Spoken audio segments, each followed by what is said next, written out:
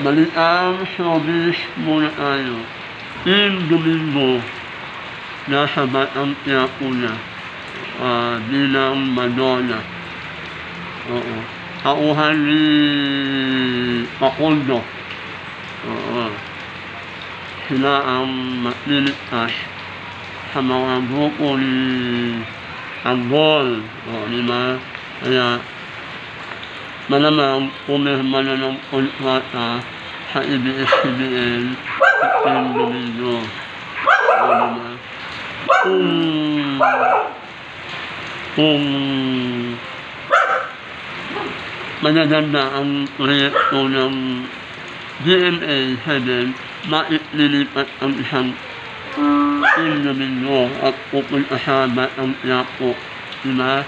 Ibig sabihin, hindi lahat ng nasa diba? Nabibigyan ng swerte. Oo. Alam natin na simula si Team Domingo sa Kapuso Network. Diba? Hindi naman talaga siya nakilala. Oo. Kaya yun. Ngayon, nasa Batang Quiapo na siya. Malamang, tatagal pa ang yan, ang panahon yan. Diba? Sabi nga ni Tim, medyo nahirapan daw siya sa mga suntukan, pero kinaya naman daw niya, diba? Yun. Kaya, kapamilya na si Tim Domingo dahil hindi naman siya uunin ng ABS-CBN o hindi siya kapamilya. O, diba? Ayun, kaya medyo na siya, diba? Andyan na siya ngayon sa Batang Quiapo. Napapanood naman na siya eh. Ilang araw na siya napapanood sa Batang Quiapo. Oo. Kaya, ayun. Talagang hindi lahat ng nasa Kapuso sinuswerte. Oo. Bukod tanging si Dennis Reyno lang.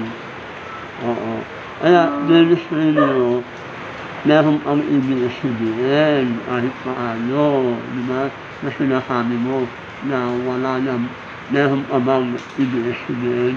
Kung wala na, bakit nasa ABS-CBN si Team Domingo at gumagawa ngayon ng mga acting, mga fight scene, di ba? Iyan naman natin. Oo. Kaya, hindi yung diba? Kaya yun. Oo.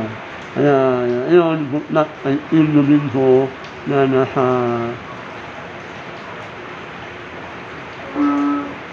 ABS-CBN na. Batang Quiapo. Medyo na lang Tapos, shout out na Anita Del Valle, Dan Montero, John Naira, Brian Montenegro, Mama Uka, hindi natin makakalimutan si Mama Uka, TN Works,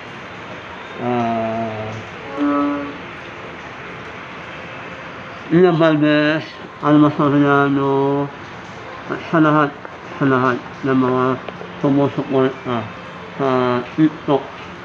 Salamat sa inyo.